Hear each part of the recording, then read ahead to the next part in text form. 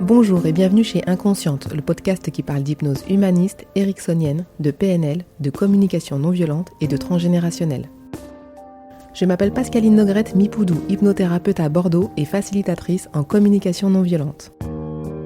Passionnée par le corps et l'esprit et les liens entre les deux, je suis très motivée pour partager et simplifier tous ces outils que j'ai découverts toute seule en formation ou dans des bouquins. Vous pouvez profiter du chapitrage sur cet épisode si vous l'écoutez sur Ocha ou Apple Podcast. Pendant que je vous fais mon récapitulatif des livres lus en 2021 sur le thème de la mort et du transgénérationnel, une amie me demande comment faire des recherches pour que ça ne devienne pas un vrai casse-tête. C'est donc un épisode qui tombe à pic, car je commence à rechercher moi-même pour les personnes pendant la séance ou après. C'est pour vous dire si ça peut vraiment être rapide pour certaines questions. Rien que ce matin, nous avons pu vérifier une date de décès sur internet en moins de 5 minutes, juste en allant au bon endroit. C'est topissime. Et pour couronner le tout, une synchronicité. La date de décès retrouvée correspond à notre premier rendez-vous. Vous allez me dire, pourquoi faire une généalogie express ? D'autant que, comme dirait une de mes cousines, c'est barbant, c'est long, ça donne pas envie quoi. L'intérêt c'est de pouvoir comprendre ce qu'il vous est arrivé pendant votre enfance, dans quelle ambiance vous êtes arrivé, et de quoi s'est nourri votre inconscient pendant votre petite enfance. De yeux, parfois la clé est plus haut dans l'arbre, à l'étage de vos parents, grands-parents ou arrière-grands-parents. Et parfois c'est encore un peu plus caché dans les fratries des grands-parents ou les fratries des arrière-grands-parents, comme c'est le cas pour moi. Le terme généalogie express est tiré des ouvrages d'Elisabeth Horowitz. Elle donne les différentes pistes que vous pouvez explorer rapidement, surtout par une enquête familiale en visitant les personnes encore vivantes. Moi je vous rajoute juste la partie internet qui révèle de nombreux trésors. Il est vrai que quasiment tout ce que j'ai trouvé, c'est devant mon ordinateur. Après c'est vrai que parfois, il faut se déplacer.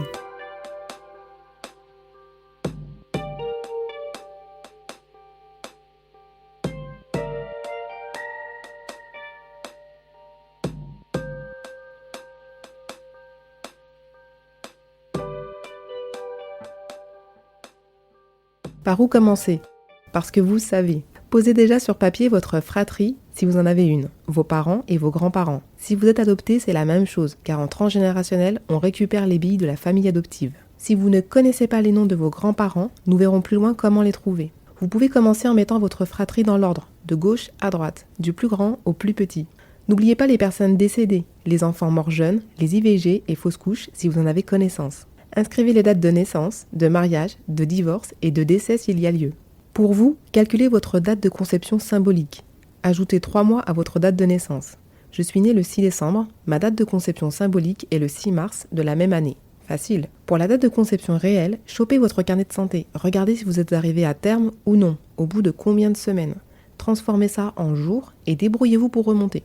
Le 6 décembre correspond au 340e jour. Je suis née à 37 semaines d'aménorrhée, ce qui fait environ 258 jours de gestation. 340 moins 258 égale 82. Donc ma date de conception réelle est au jour 82 de l'année. Je retire 31 pour le mois de janvier et 28 pour le mois de février, ce qui me donne le 23 mars. Je pense que cette date réelle est importante car je la retrouve de nombreuses fois dans mon arbre jusqu'à la 7e génération. Maintenant, vous pouvez inscrire votre date de naissance, votre date de conception symbolique et la conception réelle, votre mariage, voire votre divorce. Vous pouvez aussi ajouter les dates de chômage ou de faillite. Bon, on commence les recherches ? Outils internet. Je mets cette partie en avant car pour moi, c'est bien plus rapide que de faire une enquête familiale. D'autant que parfois, tout le monde est mort, donc pas le choix. J'ai commencé la généalogie en 1999, donc tout juste internet. Et franchement, c'était laborieux. Obligé d'envoyer des courriers signés par mon père aux mairies martiniquaises pour obtenir un acte, une fois par mois. Et ce système a montré très vite ses limites, car je n'avais pas assez d'informations à leur fournir.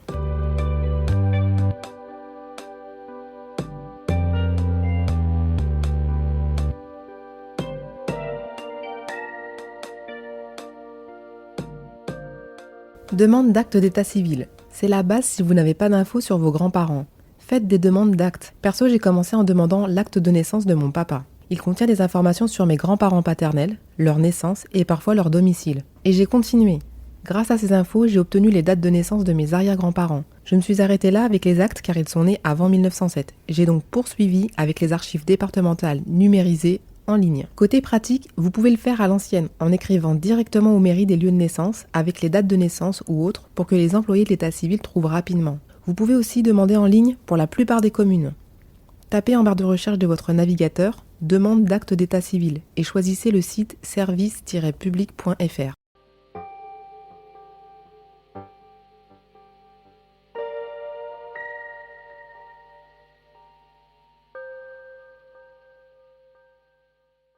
Généanet. Généanet est un site qui permet de faire des recherches sur les familles et également de poser son arbre en ligne. C'est un site de généalogie collaboratif. J'insiste sur collaboratif car ça se tire dans les pattes régulièrement pour des histoires d'arbres volés. Parce que les gens ont bossé parfois pendant des années sur leur arbre. Mais c'est ce qui fait la force de l'outil. En tapant le nom de votre ancêtre, vous pouvez tomber sur un ou plusieurs arbres dans lesquels il figure, soit en tant que simple conjoint, soit en tant qu'élément central de la famille, avec tout l'arbre déjà fait. Et alors là, c'est top, car une partie du boulot est déjà faite. Donc, vous ouvrez Généanet et vous inscrivez les noms et prénoms dans l'onglet « Recherchez vos ancêtres ». Il est possible d'affiner la recherche en y ajoutant des dates, le nom du conjoint, le sexe. Car pour certains noms de famille, vous pourriez vous retrouver avec 12 000 réponses. Dans les réponses, vous pouvez trouver des arbres, des actes de décès, s'ils se sont produits avant 1970, des actes de mariage et peut-être aussi des documents, dans la bibliothèque en haut à droite. Il faut parfois un abonnement premium pour avoir accès à certains documents. Il coûte 12,50 € par trimestre. Les archives départementales. Vous pouvez trouver sur Internet les archives pour chaque département. Vous pouvez commencer ici quand vous avez des dates suffisamment lointaines, car les archives sont généralement numérisées jusqu'en 1907. Je parle pour la Martinique. Mais peut-être aurez-vous la chance de dépendre d'un département qui propose plus. Vous pourrez choisir la date qui vous intéresse, ainsi que le type d'acte demandé. Car parfois il y a plusieurs livres différents. Naissance, décès, mariage, reconnaissance. Quand on cherche plus large, un peu à l'aveuglette, la pépite c'est les tables décennales. Tous les 10 ans, l'archiviste regroupait par ordre alphabétique tous les actes sur 10 ans. Par exemple pour Mipoudou, je regarde directement à la page des M et je relève toutes les naissances, décès, mariages, reconnaissances sur les 10 dernières années en question. Ce n'est plus de la généalogie express car on étire l'arbre en largeur, cousins des grands-parents et des arrière-grands-parents. Mais ça peut vous aider si vous êtes bloqué.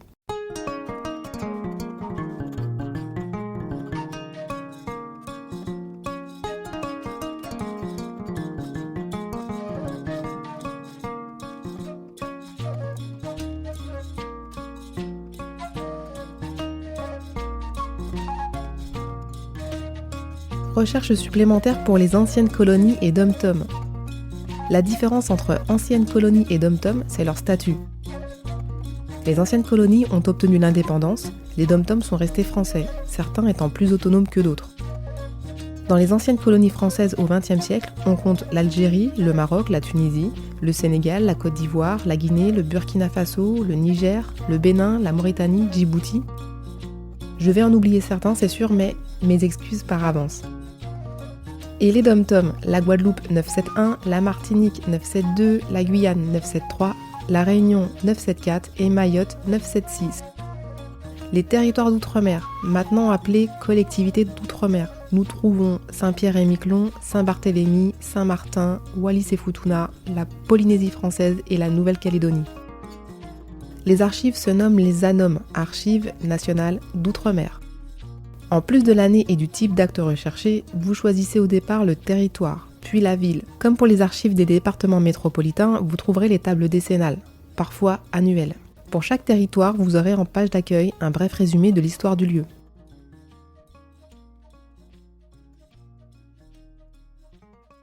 La BNPM, la Banque numérique des patrimoines martiniquais. Je vous mets le lien en description. Actuellement, en février 2022, le site est en dérangement à cause de l'arrêt du plugin Flash Player. Les documents numérisés ne sont plus disponibles. Vous pouvez contacter directement l'équipe des archives territoriales pour que votre recherche soit traitée en interne. À l'adresse suivante, archives avec un s @collectivitedemartinique.mq. Ce n'est pas grave car nous sortons un peu de la généalogie express. Ce site permet de retracer l'origine d'un nom martiniquais, qu'il provienne de la fin de l'esclavage ou de l'immigration 10 ans après. Si vous êtes curieux, vous pouvez faire la même recherche sur le site anchoucage.org. anchoucaj.org. Si vous trouvez le nom, votre ancêtre était un ancien esclave.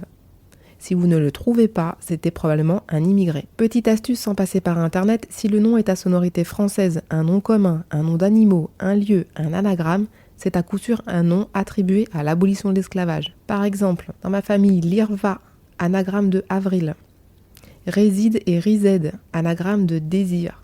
Alger, ouragan, présent, Merkiled, en créole Merkieled, trou à balles. Les noms à sonorité africaine sont ceux portés par les immigrés, arrivés 10 ans après l'abolition de l'esclavage.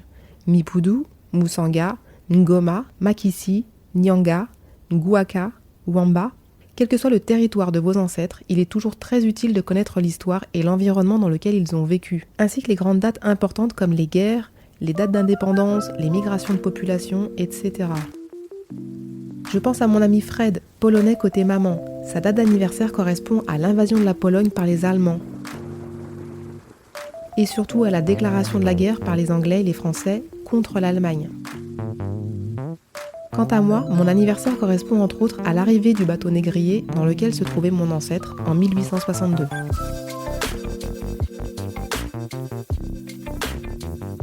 Réseaux sociaux.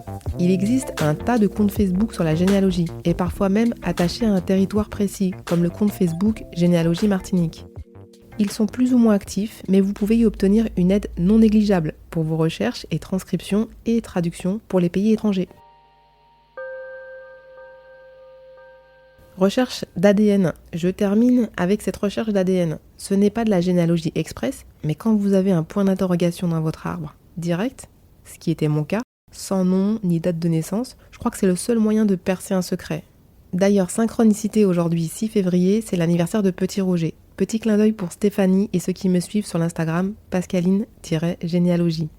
Voilà, en quelques clics, vous pouvez déjà éclaircir votre arbre et y trouver des réponses à vos questions. En demandant des actes d'état civil, depuis vos parents et puis vous remontez, en surfant ensuite sur les archives départementales numérisées, en vous renseignant sur l'histoire du pays et du département, car on est rarement franco-français, en bidouillant avec des sites d'aide comme Généanet et les réseaux sociaux de passionnés. J'espère que cet épisode vous a plu. Si vous avez vos astuces pour les pays étrangers, je serais ravie de les connaître afin de transmettre à d'autres personnes. Écrivez-moi sur pascalinehypnose@gmail.com ou sur l'Instagram du podcast-inconsciente. Soutenez le podcast afin qu'il soit écouté par le maximum de personnes. Partagez-le si vous pensez qu'il peut faire du bien à quelqu'un. Pour prendre rendez-vous, vous me trouverez facilement sur Doctolib. Vous pouvez également me soutenir en allant sur la plateforme Tipeee. Et si vous écoutez ce podcast sur Apple Podcast et Spotify, pensez à mettre 5 étoiles et aussi un avis, car c'est le seul moyen de sortir du lot. Je compte sur vous. Merci et à bientôt.